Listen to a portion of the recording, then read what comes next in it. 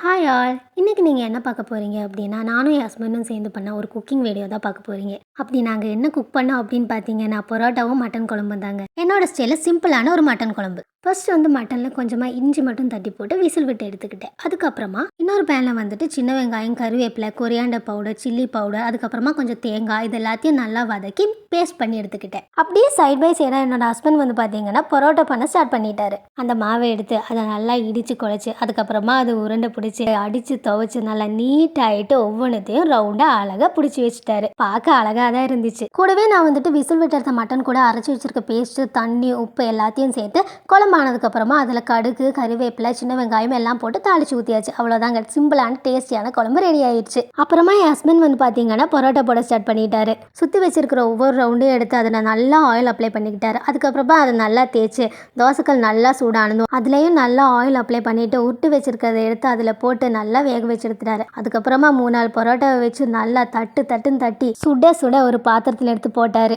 அதுக்கப்புறமா ஒரு பிளேட் எடுத்து அதில் பரோட்டாவை போட்டு அந்த மட்டன் குழம்பை ஊற்றி சும்மா பிச்சு வாயில் வச்சு பார்த்தா சும்மா டேஸ்ட் அப்படி இருந்துச்சு. உங்களுக்கு இந்த வீடியோ பிடிச்சிருக்குன்னா லைக் பண்ணுங்கள், ஷேர் பண்ணுங்கள், மறக்காமல் சிரி கப்பல் பேஜை சப்ஸ்கிரைப் பண்ணுங்கள். கூடவே இன்ஸ்டாகிராமில் எங்கள் பேஜை ஃபாலோ பண்ணுங்கள். தேங்க்யூ.